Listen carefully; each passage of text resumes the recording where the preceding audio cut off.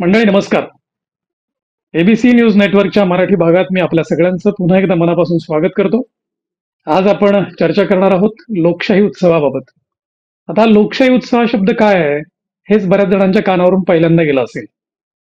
लोकशाही आपण ऐकलेलं असतं. लोकशाहीचा उत्सव का करायला लागतो? तर गेल्या 26 ते 30 जानेवारी या 4-5 दिवसांच्या काळात आपल्या संपूर्ण राज्यात अनेक शहरांमध्ये हा लोकशाही उत्सव आयोजित केला गेला. गेली काही वर्ष तो आयोजित केला जातो आणि हा आयोजित करण्यामागे एक मोठं टीम वर्क आहे. अनेक सामाजिक कार्यकर्ते त्यात अत्यंत मोलाची भूमिका बजावत असतात. नेमका हा उत्सव साजरा करण्याची गरज काय? हा उत्सव नेमका असतो कसा? याची प्रक्रिया काय असते? आणि हा साजरा केला नाही केला तर काय फरक पडू शकतो? या आणि अशा अनेक प्रश्नांची उत्तरं आपण शोधूयात. आज आपण आपल्या भागामध्ये ज्यांच्याशी संवाद साधणार आहोत, ते हा लोकशाही उत्सव गेली अनेक वर्ष महाराष्ट्रात नेटानं साजरा करण्यात मोलाची भूमिका बजावतात. मुख्य संयोजक म्हणून भूमिका बजावतात. त्यांचं नाव आहे मिलिंदजी चव्हाण. मी सर्वप्रथम मिलिंदजींचं या शोमध्ये मनापासून स्वागत करतो. नमस्कार मिलिंदजी. नमस्कार. आपलं खरं तर कौतुक आहे. कौतुक हा शब्द फार चुकीचा आहे, कारण आम्ही कौतुक करणारे तुमचं कोण लागतो असं आहे. पण अत्यंत नेटक्या नियोजनासह अत्यंत स्पष्ट आणि स्वच्छ भूमिका घेऊन आपण हा लोकशाही उत्सव साजरा करत आहात. यावर्षी अत्यंत यशस्वीरित्या तो हा सोहळा पार पाडलात. हा उत्सव साजरा करण्यामागची नेमकी प्रेरणा काय होती? कधी सुरू झाला आणि भूमिका काय? पुण्यामध्ये पहिला लोकशाही उत्सव 2003 साली झाला आणि पुण्यातल्या मासूम बरं. नावाच्या संस्थेने तो सुरू केला. त्यावेळी हं. 2002 साली गुजरात या राज्यामध्ये अल्पसंख्याकांवर हल्ले घडवले गेले होते आणि त्याच्यामध्ये काही हं. हजार अल्पसंख्याकांचा मृत्यू झाला होता. अनेक हं. स्त्रियांवरती बलात्कार, सामूहिक बलात्कार झाले होते आणि बिल्किस बानो हे आता पुन्हा एकदा नाव चर्चेत आलंय. तर 2002 साली जेव्हा ही घटना घडली त्यावेळेला लोकशाही मूल्यांवर विश्वास असणाऱ्या लोकांमध्ये खूप अस्वस्थता होती. त्यावेळी हं. लोकशाही मूल्य ही रुजवली पाहिजेत, अधिकाधिक परिपक्व केली पाहिजेत, हिंसेला विरोध केला पाहिजे. अशा दृष्टिकोनातून 26 जानेवारी ते 30 जानेवारी 2003 या काळात पहिला उत्सव साजरा केला गेला. आणि मग हं. 2004 साली पुण्यामध्ये अनेक संस्था संघटना एकत्र आल्या आणि त्यांनी लोकशाही उत्सव समितीची स्थापना केली. म्हणजे या संस्था संघटनांना असं हं. वाटलं, की एखाद्या संस्थेने हा उत्सव साजरा करून उपयोगाचं नाही, आपण सगळ्यांनी मिळून केला पाहिजे. आणि मग 26 जानेवारी हा आपलं लोकांचं राज्य आल्याचा दिवस आहे. लोकांनी हं. लोकांसाठी चालवलेलं. हे अब्राहम लिंकनची व्याख्या आपल्याला माहितीच आहे. तर हा साजराच करण्याचा दिवस आहे. म्हणजे हं. सणांच्या मागे ऋतूंचा संदर्भ असतो किंवा धार्मिक संदर्भ असतात. शेतीच्या सुगीचा वगैरे संदर्भ असतो. तर ह्या हं. हं. उत्सवामागे माणूस म्हणून आपल्याला सगळ्यांना समान दर्जा मिळाला. म्हणजे युरोपात, अमेरिकेमध्ये स्त्रियांना मताचा अधिकार मिळवण्यासाठी अनेक दशकं संघर्ष करावा लागला.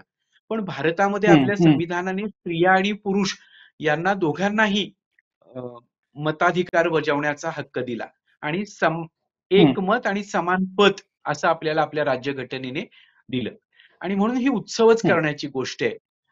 म्हणून 26 जानेवारीला हा लोकशाही उत्सव सुरू होतो आणि 30 जानेवारी हा गांधीजींच्या हत्येचा दिवस आहे. स्वातंत्र्यानंतर अगदी काही महिन्यातच गांधीजींची हत्या केली गेली आणि ज्यांचे विचार हं. हं. पटत नाहीत त्यांना मारून टाका, त्यांना संपवा. हे आपल्याला लोकशाहीमध्ये स्वीकारता येणार नाही. म्हणून आपण लोकांना एक प्रकारे हा प्रश्न विचारतो, की आपल्याला 26 जानेवारी पाहिजे की 30 जानेवारी पाहिजे? तर आपल्याला हं. निश्चितच हं. 26 जानेवारी पाहिजे. आणि म्हणून हे 2 दिवस जोडणारा, सलग 5 दिवस चालणारा उत्सव होतो. पुण्यामध्ये ह्यावर्षी 23वा लोकशाही उत्सव साजरा झाला.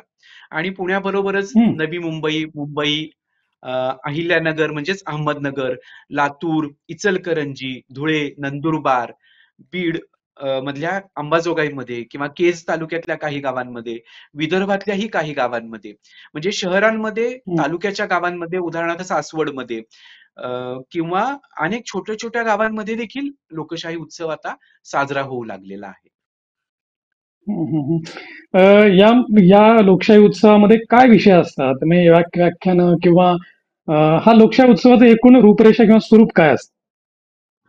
या लोकशाही उत्सवाची सुरुवात अर्थातच झेंडावंदनाने होते आणि हं, व्यवस्थेने ज्यांना प्रतिष्ठा किंवा सन्मान नाकारलाय अशा व्यक्तींच्या हस्ते झेंडावंदन करून आपण लोकशाही उत्सवाचं उद्घाटन करतो. पुण्यात ही सुरुवात हं, आपण हं, केली आणि आता इतर अनेक ठिकाणी पण अशा प्रकारे झेंडावंदन करण्याचा प्रयत्न होतोय. म्हणजे पुण्यात अ, हमाल महिला, दगडखाण कामगार महिला, कचरा वेचणारी महिला, अ, हं, हं, हं, मोलकरीण म्हणून काम करणारी महिला किंवा लवासा प्रकल्पाच्या विरोधात लढणारे पुरुष शेतकरी, ट्रान्सजेंडर व्यक्ती, मानसिक विकलांग हं, व्यक्ती. अ, हं. एका वर्षीचं पुण्यातलं झेंडावंदन हे एका पुरुष समलिंगी जोडप्याच्या हस्ते केलं गेलं. म्हणजे बर लोकशाही बर ही सर्वांची आहे आणि सर्वांची सर्वांना आहे. हं, लोकशाहीमध्ये समान अ, दर्जा असला पाहिजे. म्हणजे आपल्या राज्यघटनेच्या प्रस्तावनामध्येच अ, दर्जाची आणि संधीची समानता असे शब्द आहेत. आणि म्हणून व्यवस्थेने हं, ज्यांना सन्मान, प्रतिष्ठा नाकारलेली आहे, अशा व्यक्तींच्या हस्ते आपण झेंडावंदन करतो. यावर्षी पुण्यातल्या लोकशाही उत्सवाचं झेंडावंदन मुस्लिम कष्टकरी महिलेच्या हस्ते झालं. आणि मग हं, हं, झेंडावंदनानंतर हं, वेगवेगळे कार्यक्रम होतात. त्यामध्ये वेगवेगळ्या स्वरूपातले कार्यक्रम असतात. म्हणजे व्याख्यान परिसंवाद तर असतंच. त्याबरोबर चित्रपट, नाटक, यावर्षी म्युझिक बँडचा प्रयोग आपण करून बघितला. हं, हं. टॉक शो आपण केला. अशा वेगवेगळ्या विषयांवरती बर. कार्यक्रम झाले. वेगवेगळ्या भागात हं, वेगवेगळ्या कार्यक्रमांचं आयोजन केलं गेलं. उदाहरणार्थ सासवडमध्ये संविधान दौड आखली गेली होती. अ, अभिवाचन बर. झालं वेगवेगळ्या प्रकारचं. हं, त्यानंतर काही कार्यक्रम ऑनलाईन पण झाले, काही प्रत्यक्ष झाले. अशा वेगवेगळ्या हं, स्वरूपात म्हणजे नाटक, चित्रपट, व्याख्यान, परिसंवाद, टॉक शो, झेंडावंदन, अभिवाचन, अशा संविधान दौड अशा वेगवेगळ्या पद्धतीने लोकशाहीच्या मूल्यांबाबतची चर्चा घडवून आणली गेली. या लोकशाही हं, उत्सवाची काही उद्दिष्ट आहेत. ज्यामध्ये पहिलं उद्दिष्ट असं आहे की संविधानाच्या मूल्यांचं संरक्षण संवर्धन करणं. संविधानाने जे आपल्याला हं, लोकशाही, धर्मनिरपेक्षता, सामाजिक न्याय ही मूल्य हं, दिली. या संविधानातल्या मूल्यांचं संरक्षण आणि संवर्धन करणं.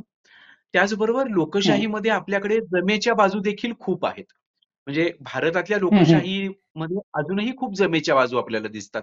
म्हणजे एकतर आपण हा टॉक शो आपण ही चर्चा करू शकतोय, ही सुद्धा एक खरं तर लोकशाहीची हं, हं. जमेचीच बाजू आहे. हां, किंवा भारताच्या खरंय, खरंय. शेजारच्या राष्ट्रांचा जरी आपण विचार केला, की पाकिस्तान घ्या, श्रीलंका घ्या, बांगलादेश घ्या. या देशांमध्ये लोकशाहीची परिस्थिती भारतापेक्षाही अधिक चिंताजनक आहे. आणि हं, भारतामध्ये आपल्याला संचार स्वातंत्र्य आहे, व्यवसाय स्वातंत्र्य आहे, अभिव्यक्ती स्वातंत्र्य आहे, हं, अशी महत्वाची काही स्वातंत्र्य आहेत. त्यानंतर लोकशाहीची जी रचना केलेली आहे तीही खूप महत्वाची आहे. न्यायव्यवस्था स्वतंत्र आहे, हं, कायदे मंडळ स्वतंत्र आहे, त्यानंतर हं, प्रशासन स्वतंत्र आहे. हं. तर ह्या लोकशाहीच्या जमेच्या बाजू पण आहेत. पण त्याच वेळेला लोकशाहीसमोर खूप आव्हानं देखील उभी आहेत. भारतातही खूप हं, आव्हानं हं, आहेत. जगाच्या पातळीवरही खूप आव्हानं आहेत. गेल्या आठवड्यातच आपण अमेरिकेबद्दलची बातमी ऐकली असेल, की अमेरिकेमध्ये आता 2च लिंग असणार आहेत, स्त्रिया आणि पुरुष. म्हणजे हं, याच्या हं, आधी स्त्रिया, पुरुष, ट्रान्सजेंडर अशी वेगळ्या लिंगाची पण माणसं असतात, हे मान्य केले गेलेलं आहे. भारतामध्ये सुद्धा हं, आता जेव्हा हं, विधानसभा आणि लोकसभेच्या निवडणुका झाल्या, भारतात हं, लोकसभेच्या हं, झाल्या, महाराष्ट्रात विधानसभेच्या झाल्या, तेव्हा स्त्रिया मतदार हं, किती, पुरुष मतदार किती आणि ट्रान्सजेंडर मतदार किती, अशी आकडेवारी आली होती. हं, म्हणजे हे पुढचं पाऊल पडलेलं आहे खरं तर. पण आता अमेरिका एक पाऊल मागे गेलेली आहे. आणि भारताचा विचार केला तर हं, भारतातल्या लोकशाहीसमोर देखील अनेक आव्हानं अक्षरशः अक्राळ-विक्राळ रूप घेऊन उभी आहेत. तर त्या आव्हानांची चर्चा हं, हं, करणं हाही लोकशाही उत्सवाचं उद्दिष्ट आहे. म्हणजे त्यातल्या काही अगदी हं, आव्हानांबद्दल बोलायचं झालं, तर आर्थिक विषमता प्रचंड प्रमाणामध्ये वाढतेय. म्हणजे एकीकडे हं, जगातल्या अब्जाधीशांच्या यादीमध्ये भारतातल्या काही नावं दिसतायत. हं. पण त्याच वेळी हं, भारतामध्ये दरडोई उत्पन्न खालावत चाललेलं आहे. आणि दरडोई हं, हं. उत्पन्नाची जगातली काही काळ दिवसांपूर्वीची यादी बघितली, तर भारत दरडोई उत्पन्नाच्या यादीमध्ये जगात 120व्या स्थानावर आहे. म्हणजे आर्थिक हो, विषमता हो. प्रचंड प्रमाणामध्ये वाढते आहे. लोकांचं जगणं अधिकाधिक हं, कठीण होतंय. शेती क्षेत्रावरचं अरिष्ट हं, आपल्याला माहिती आहे. त्यानंतर म्हणजे हं, शेतमालाला हमी भाव नसणं, शेतकऱ्यांची आंदोलनं झाली. नोकरीमध्ये हं, नोकरीची परिस्थिती कठीण आहे. सरकारी क्षेत्रात नोकर भरती नाहीये. खाजगी क्षेत्रातही नोकरीची परिस्थिती कठीण आहे. व्यवसाय सुद्धा नीट चालू नाहीयेत असंही आपल्याला दिसतं. म्हणजे एकूण अ, आपल्याला आर्थिक संकट किंवा महाराष्ट्र राज्याचा विचार केला आपण, तरी सुद्धा राज्याच्या तिजोरीमध्ये खडखडाट आहे, देशाच्या तिजोरीची ही परिस्थिती कठीण आहे, ह्या बातम्या आपण वारंवार वाचत असतो. त्यामुळं वाढणारी आर्थिक विषमता हे लोकशाही समोरचं आव्हान आहे. स्त्रियांवरच्या अत्याचाराबद्दल तर काही बोलायलाच नको. मणिपूरमधल्या नग्न धिंडी असोत किंवा महिला कुस्तीगिरांवरचे लैंगिक अत्याचार असोत किंवा बिल्किस बानोच्या बलात्काऱ्यांना सोडलं जाणं असो आणि मग ते उच्च जातीय आहेत म्हणून त्याचा सत्कार केला जाणं, त्यांना संस्कारी म्हणलं असो, असे कितीतरी प्रश्न आहेत. त्यानंतर मूळ महत्वाच्या प्रश्नांकडून आपल्याला विचलित करण्यासाठी जातीच्या आणि धर्माच्या आधारावर मोठ्या प्रमाणात फूट पाडली जाते. न्याय व्यवस्था, निवडणूक आयोग, ईडी, सीबीआय ह्या खरं म्हणजे लोकशाही व्यवस्थेमधल्या स्वतंत्र यंत्रणा असल्या पाहिजेत, स्वायत्त असल्या पाहिजेत आणि त्या रीतीने त्यांनी कारभार केला पाहिजे. पण आज या यंत्रणांची स्वायत्तता देखील धोक्यामध्ये आलेली आहे. तर त्यामुळे ह्या सगळ्या आव्हानांची चर्चा लोकशाही उत्सवामध्ये घडवणं हेही एक उद्दिष्ट आहे. आणि लोकशाही उत्सवाचं चौथं उद्दिष्ट आहे की सर्वधर्मीय लोक एकत्र येऊन साजरा करू शकतील अशा उत्सवांची प्रस्थापना करणं. आणि त्यामुळे ही 4 महत्वाची उद्दिष्ट डोळ्यासमोर ठेवून वेगवेगळ्या प्रकारचे कार्यक्रम आखले जातात. आपल्याला हे माहितीये की ज्या शोषण व्यवस्था आहेत, म्हणजे पितृसत्ता, पुरुष प्रधानता नावाची एक शोषण व्यवस्था आहे, जात नावाची एक शोषण व्यवस्था आहे जी भारताचं वैशिष्ट्य आहे किंवा वाईट वैशिष्ट्य आहे आपण म्हणूया, आणि वर्गीय विषमता, आर्थिक विषमता, क्लास डिस्पॅरिटी ही पण एक विषम व्यवस्था आहे. तर ह्या व्यवस्थांमध्ये आर्थिक वर्चस्व जर असतंच, म्हणजे श्रीमंतांचं गरिबांवर, उच्च जातीय मानल्या गेलेल्यांचं कनिष्ठ किंवा मध्यम मानलेल्या जातीयांवर आणि पुरुषांचं स्त्रियांवर आर्थिक वर्चस्व असतंच, पण त्याबरोबर ते सांस्कृतिक वर्चस्व देखील असतं. आणि म्हणून बाई कमावती झाली तरी ती नवऱ्याच्याच नावाने कुंकू लावते किंवा अनेकदा टीव्ही मालिकांमध्ये आपण बघतो की स्त्रियांना कुंकू, मंगळसूत्र ही खूप महत्वाची सौभाग्य अलंकार वाटतात. म्हणजे त्या नायिकांना हे प्रश्न पडत नाहीत मालिकांमधल्या की पुरुषांना का सौभाग्य अलंकार नसतात. तर हे वर्चस्व जे ते सांस्कृतिक पण आहे आणि म्हणून ह्या वर्चस्वाचा सुद्धा प्रतिकार केला पाहिजे. तर त्या दृष्टीने म्हणून सांस्कृतिक माध्यमांचा वापर करून लोकशाही उत्सवामध्ये वेगवेगळ्या प्रकारचे कार्यक्रम आखले जातात. आणि नुसती भाषणं, परिसंवाद याला जेवढी गर्दी होते त्याही पेक्षा खरं तर सांस्कृतिक माध्यमातून आपण जर आपले विचार प्रसार केला पोचवले तर जास्त म्हणजे असं म्हटलं जातं ना की तासाच्या भाषणापेक्षा एखादं गाणं सुद्धा खूप प्रभावी ठरू शकतं आणि अशी चळवळीमध्ये तर अनेक गाणी आहेत. तर त्यामुळं सांस्कृतिक माध्यमांमधून लोकशाही समोरच्या आव्हानांची चर्चा घडवणं, लोकशाहीच्या जमेच्या बाजूंकडे लक्ष वेधणं, संविधानाच्या मूल्यांचं संरक्षण संवर्धन करणं ही उद्दिष्ट आपण साध्य करण्याचा प्रयत्न करतो. पुण्यातल्या यावेळेच्या उत्सवामध्ये ईदगाह नावाच्या कथेचं अभिवाचन झालं. पुण्यातल्या एका शाळेमध्ये जेव्हा ईदगाह कथा मुलांसमोर वाचली गेली, प्राथमिक शाळेतल्या मुलांसमोर, त्यावेळेला धर्माच्या नावावर राजकारण करणाऱ्या लोकांनी खूप आरडाओरडा केला. तर त्या शाळेने मात्र ठाम भूमिका घेतली की मुलांमध्ये सर्वधर्म समभावाची उद्दिष्ट रुजवणं ही खूप महत्वाची गोष्ट आहे. म्हणजे जगामधले काही देश जर आपण पाहिले तर त्या देशांमध्ये लोकांच्या दैनंदिन व्यवहारामध्ये, आयुष्यामध्ये धर्म ही आता महत्वाची बाब उरलेलीच नाहीये.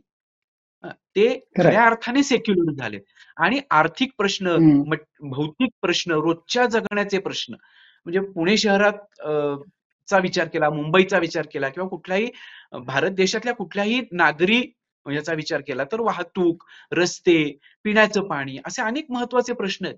आणि आपण सगळ्या धर्मियातल्या लोकांनी मिळून, आता शेतमालाला हमी भाव हा जो प्रश्न आहे, तर त्यामध्ये सगळ्या धर्माच्या लोकांनी एकत्र येऊन आंदोलनं केली पाहिजेत. दिल्लीमध्ये 2020 साली जेव्हा विशेष करून पंजाब, हरियाणामधल्या शेतकऱ्यांनी आंदोलन केलं होतं, त्यावेळेला एक खूप छान फोटो सोशल मीडियावर फिरत होता, ज्यामध्ये एक हिंदू, मुस्लिम आणि शीख पुरुष शेतकरी एकत्र म्हणजे एकत्र पीठ मळतायत असं ते चित्र होतं. आणि हे खूप वृद्ध चित्र होतं. एकतर स्त्रियांनीच घरकाम केलं पाहिजे किंवा पीठ मळलं पाहिजे याला ते नकार देणार होतं आणि ते धार्मिक सख्याचं पण प्रतीक होतं. तर त्यामुळे हा धार्मिक सलोखा आपण सगळ्यांनी टिकवला पाहिजे. आज धार्मिक सलोखा जाणीवपूर्वक बिघडवला जातोय, कारण तुमचं बेकारीकडून म्हणजे बेरोजगारी किती प्रमाणात आहे. Centre for monitoring Indian economy नावाचा जो भारतातला एक गट आहे, तो हम्म. गट दर महिन्याला किती बेकारी वाढली ह्याची आकडेवारी प्रस्तुत करत असतो आणि प्रचंड हो प्रमाणात हो. बेकारी वाढते आहे. जे रोजगार आहेत ते अतिशय असुरक्षित किंवा काय खात्रीचे नसलेले असे आहेत. त्याच्यात शोषण प्रचंड प्रमाणामध्ये आहे. तर म्हणून रोजगार मिळणं, शेतमालाला हमी भाव मिळणं, पिण्याचं पाणी हे आपल्या सर्व धर्मियांचे, हम्म, सर्व जातीयांचे प्रश्न आहेत. आणि म्हणून आपण आपल्या हम्म. मूलभूत प्रश्नांकडे लक्ष दिलं पाहिजे. जात धर्माच्या नावावर फूट पाडली जात असेल तर ती कोण आणि का पाडतंय? आणि प्रत्येक सत्ताधारी हा फोडा आणि झोडा ही नीती वापरतच असतो.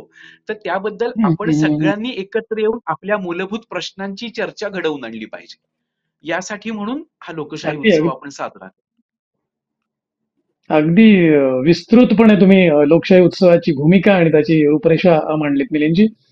मला असं विचारावं वाटेल की गेली 23 वर्ष तुम्ही लोकशाही जिवंत ठेवण्यासाठी किंवा लोकशाही जिवंत आहे हे किमान समाजामध्ये रुजवण्यासाठी हा लोकशाही उत्सव साजरा करत आहात.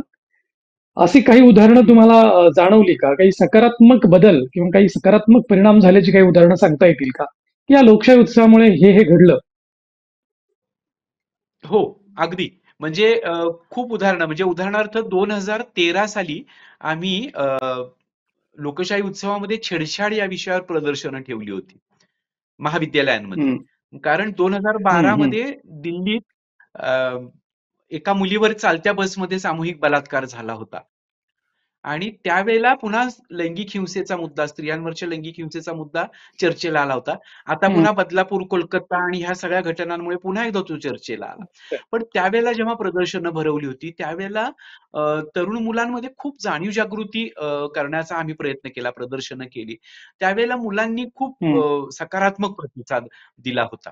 किंवा अनेक वेळा लोकशाही उत्सवातले वेगळ्या प्रकारचे कार्यक्रम बघून लोक आपले पूर्वग्रह कमी झाल्याचं नोंदवतात, की धर्माच्या नावावर हं. पूर्वग्रह असतात, जातीच्या नावावर पूर्वग्रह असतात किंवा म्हणजे स्त्रियांकडे बघण्याच्या लिंगभेद. दृष्टिकोनात किंवा ट्रान्सजेंडर व्यक्तींकडे बघण्याचे पूर्वग्रह असतात. तर ज्यावेळेला या मुद्द्यांवर चर्चा घडवली जाते, त्यावेळेला पूर्वग्रह दूर होण्याचं प्रमाण कमी होतं. यावर्षी हं, लोकशाही हं. उत्सवामध्ये ब्लाइंड डेट ते ओपन आईज नावाचा एक कार्यक्रम केला होता. तर यामध्ये पण बरं. वेगवेगळ्या प्रकारचे म्हणजे जोडीदार निवडू इच्छिणारे, त्यासाठी हं, जाती हं, धर्माच्या प्रांताच्या सीमा पार करू इच्छिणारे, वेगवेगळ्या हं, प्रकारचा लैंगिक कल असलेले अशा हं, युवांसाठी विशेषतः एक कार्यशाळा 26 जानेवारीला आम्ही ठेवली होती आणि ह्या कार्यशाळेला किती प्रतिसाद मिळेल असं आम्हाला वाटत होतं. पण जवळपास 80 लोक त्यामध्ये आले आणि त्यात समलिंगी LGBTQI समुदायाचे लोक होते. त्याचबरोबर वेगवेगळ्या प्रकारच्या लैंगिक असलेले इतर ज्याला नॉर्मल म्हणलं जातं. खरं म्हणजे नॉर्मल हा शब्द योग्य नाहीये.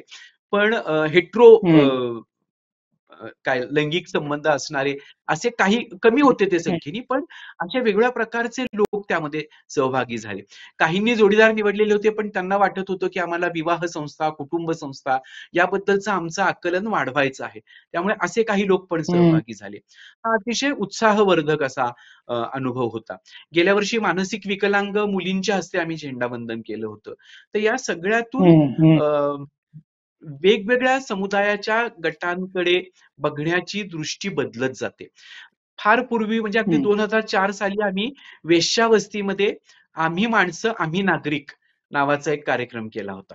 आणि वेश्या स्त्रियांचे जे हं, म्हणजे वेश्यांच्या मुलांना शिक्षण मिळणं किंवा वेश्या स्त्रियांना त्यांच्या मुलांना सरकारी दवाखान्यांमध्ये आरोग्य सेवा मिळणं, या संदर्भात सुद्धा हं, कसं भेदभावाला सामोरं जावं लागतं, याच्या कहाण्या त्यांनी मांडल्या हं, होत्या.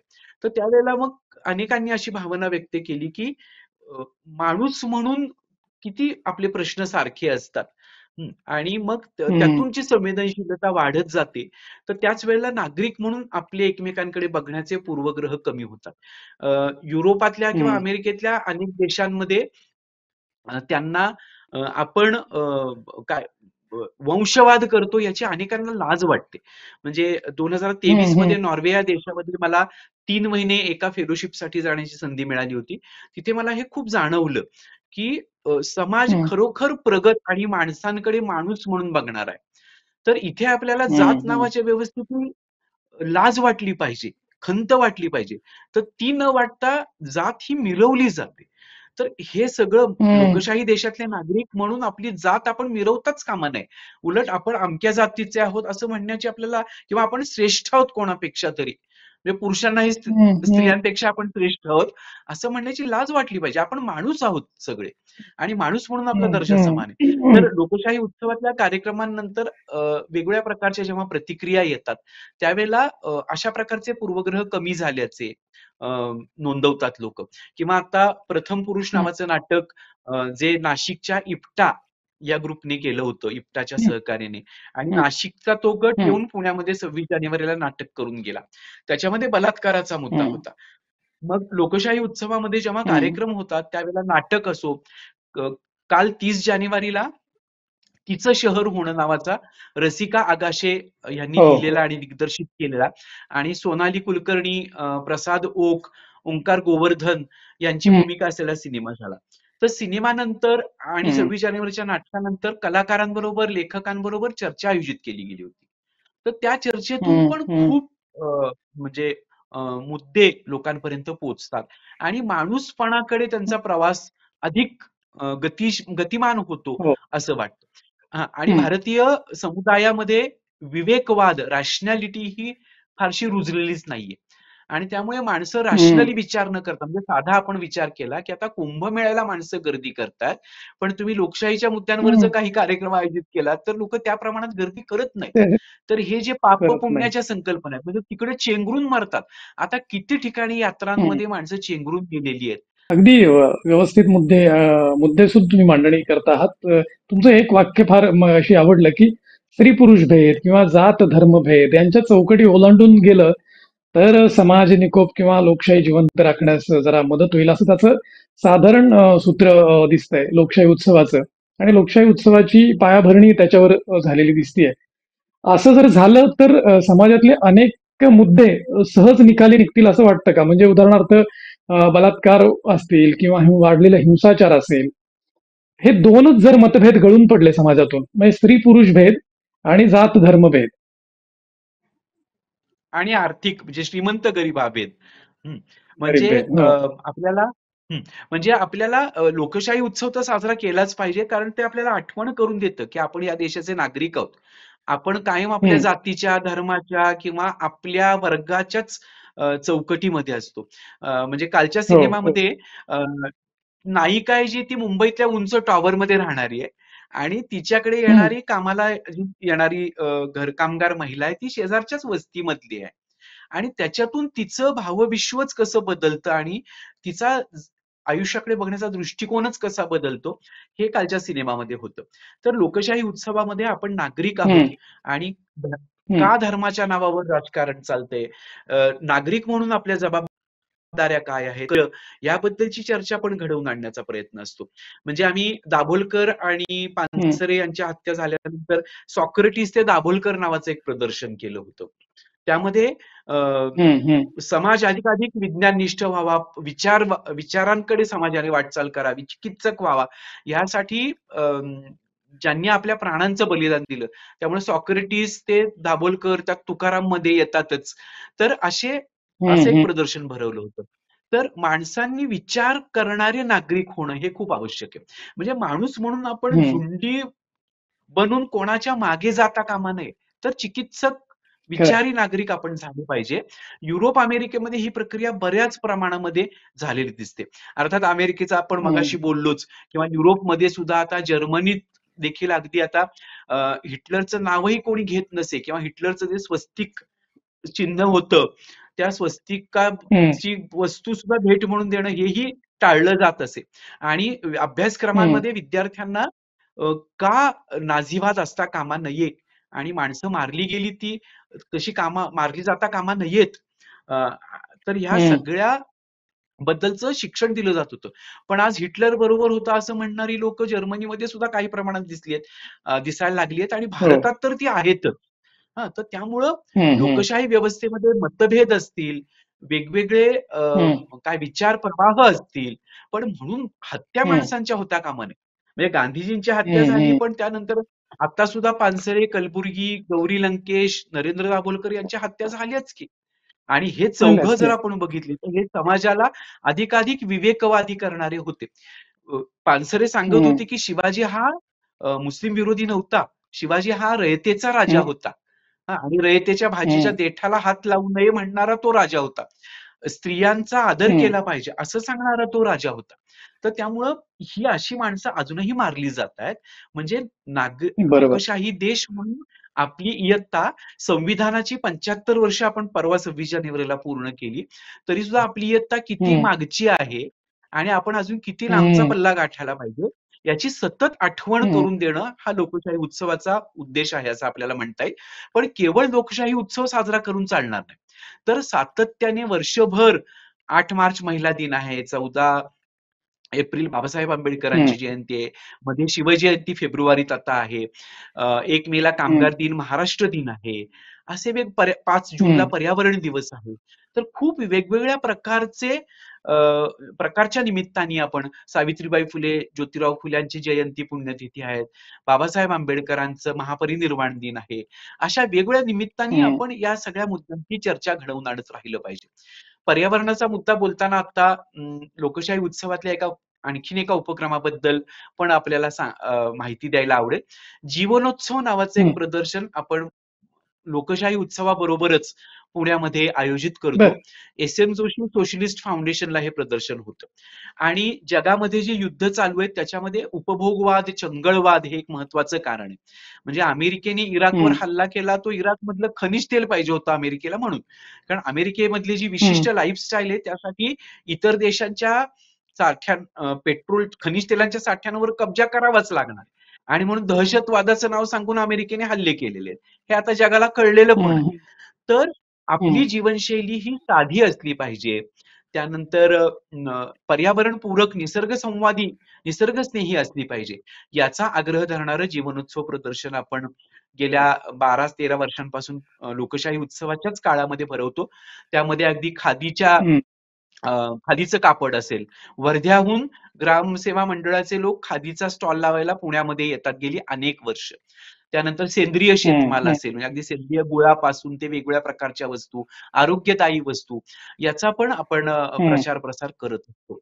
की आपल्याला काय प्रकारची लाईफस्टाईल पाहिजे, प्रदूषण करणारी पाहिजे का अधिकाधिक ऊर्जा वाचवणारी अशी आपली लाईफस्टाईल पाहिजे, याच्याबद्दलची चर्चा असते. यावर्षी चरखा नव्हता, पण आमचे माधव सहस्रबुद्धे नावाचे एक मित्र आहेत, ते चरखा कसा चालवायचा याचं प्रात्यक्षिक त्या काळामध्ये ठेवतात. असे वेगवेगळ्या प्रकारचे स्टॉल्स त्या जीवनोत्सवामध्ये असतात. यावर्षी लोकशाही उत्सवात पुण्यामध्ये आम्ही आणखीन एक प्रयोग केला, ज्यामध्ये आता असं पण सांगितलं जातंय बघा, की मांसाहार करणारे लोक हे कमी दर्जाचे आहेत.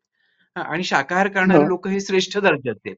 आणि पुण्या मुंबईमध्ये सुद्धा मांसाहार करणारे असतील तर तुम्हाला सोसायट्यांमध्ये फ्लॅट मिळत नाही विकत वगैरे. तर हे आपल्या राज्यघटनेच्या तत्वाच्या विरुद्ध आहे. माणसांना आहार स्वातंत्र्य आहे. म्हणून यावेळेला आम्ही पुण्यातल्या लोकशाही उत्सवात एक स्टॉल लावला होता, ज्यामध्ये आम्ही असं म्हणलं होतं की कोकणामध्ये गौरीला नैवेद्याला मटण वडे असतात आणि घाटावर पुरणपोळी असते. आणि मग ही आपली विविधता आहे, ही वैविध्यपूर्ण परंपरा आहे. म्हणजे कोकणातल्या गौरीला मटण वड्यांचं किंवा कोंबडी वड्यांचं नैवेद्य चालतो, घाटावर पुरणपोळी चालते. ही विविधता आपण जपली पाहिजे, या विविधतेचा आपण आदर केला पाहिजे. तर म्हणून तुम्ही या आणि ह्या स्टॉलवर मटण वडे हवे असतील तर मटण वडे खा, नाहीतर पुरणपोळी खायची असेल तर पुरणपोळी खा किंवा दोन्ही खा. आणि तुम्ही देव मानत नसाल, जो न मानण्याचा हक्क सुद्धा आपल्याला संविधानाने दिलेला आहे. हे वाक्य पाकिस्तानात आपण बोलू शकत नाही, पण भारतात मात्र अजून बोलू शकतो. कारण पाकिस्तानामध्ये धार्मिक कट्टरवाद, ब्लास्फेमी लॉज ज्याला म्हटलं जातं, ईश्वर निंदा विषयक कायदे, तर तुम्हाला मारूनच टाकलं जाईल.